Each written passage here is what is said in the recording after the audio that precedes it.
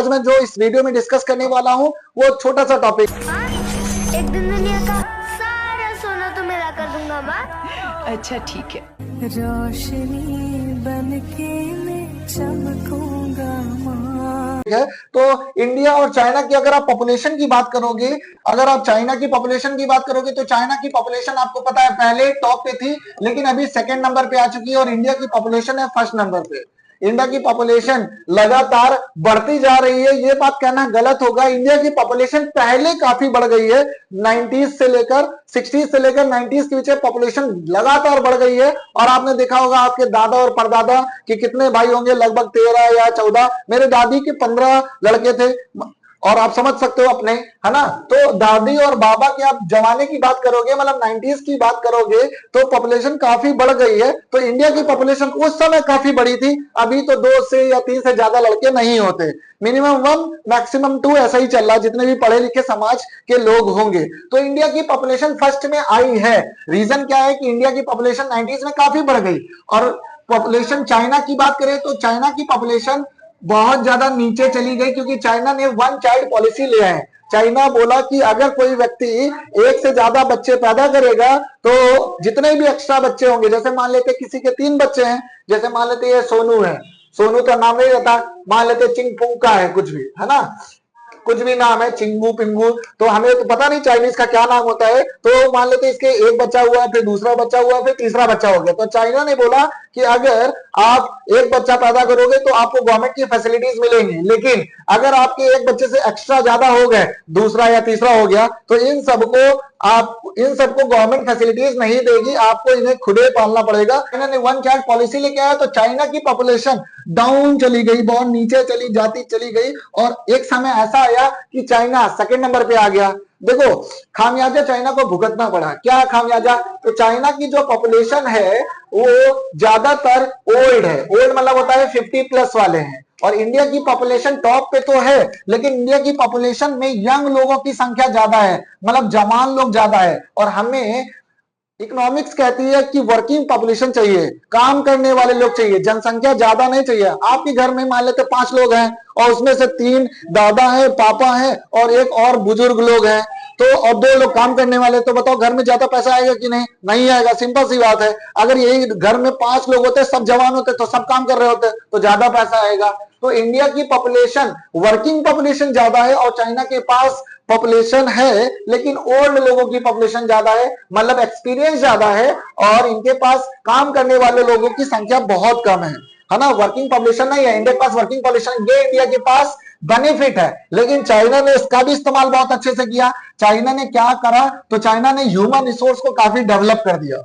आप बोलोगे human resource क्या होता है, तो हम ह्यूमन रिसोर्स के बारे में बताएंगे। अगर आप इंडिया की बात करो, कोई लेबर मार्केट में जाएगा, भैया हमको काम दे दो काम करने के लिए, तो कहेगा क्या काम करते हो भैया, कुछ करा लो, लेबर गिरी, मिस्त्री गिरी, कुछ करा लो। क्या परफेक्टनेस के काम आता है? परफेक्ट नहीं कर सकते, लेकिन कुछ करा लो, झाड़ू पोछा और लेबर गिरी ये सब करवा लो, ये सब कर देगा, लेकिन परफेक्ट किसी काम में नहीं है। लेकिन आप चाइनीज की बात करोगे तो चाइनीज का जो लेबर वो स्किल्ड है। स्किल्ड मतलब उसको 4-5 काम ऐसे होंगे जो परफेक्टली आते हैं, मतलब उसमें एरर नहीं आएगा। लेकिन इंडियन कुछ करा लो भैया, मजबूरी है, काम दे दो, ऐसा चलता है इंडियंस का। तो चाइना ने अपना ह्यूमन रिसोर्स बोले तो ह्यूमन रिसोर्स डेवलप किया और स्कूलों में स्किल डेवलपमेंट पे ज्यादा काम किया,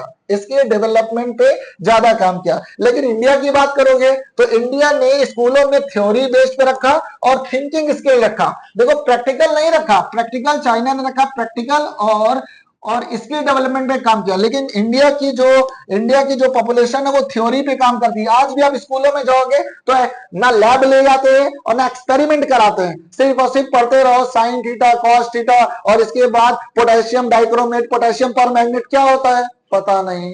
लेकिन आप चाइना की बात करोगे तो विद एक्सपेरिमेंट के साथ ये लोग स्कूल में सीखते हैं और स्किल भी सीखते हैं। अपनी थ्योरी से ज्यादा ये प्रैक्टिकल पे फोकस करते हैं। और आने वाले समय में चाइना आप देख लो कहां से कहां पहुंच गया। दिवाली के लिए एक दिन के लिए झालर भेज देता इंडिया में, और इंडिया वाले जो परमानेंट वो यूज करते नहीं बेच पाता, वो वो गंजे को भी कंघी बेच देता है। चाइना ऐसा है, डेवलपमेंट इतना ज्यादा स्किल पे काम किया है कि वो एक दिन की मार्केट बना देता है। और आप देख लो, आपका जो पेंसिल है, आपका जो पेन है, आपका जो फोन है, और आपके घर में जो जो चीजें आपके रूम में आप देख लो, वहां पर चाइना की प्रेजेंस आपको दिखेगी, मतलब चाइनीज चीज दिखेगी। और इंडिया का खरीदता है, चाइना क्या करता है, बेचता है।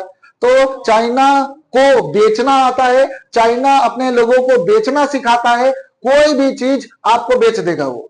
और इंडिया वाले सिर्फ खरीदना चाहते हैं। पैसा कैसे आता है, बेच के खरीद के। तो पैसा तो आता है भैया बेच के, आप किसी को चीज बेचोगे आपको पैसा मिलेगा। तो चाइनीज ने वर्ल्ड मार्केट में इतना ज्यादा इंटरनेशनल बिजनेस फैला रखा है कि कोई भी कंट्री चाइना के बिना नहीं जी सकती है।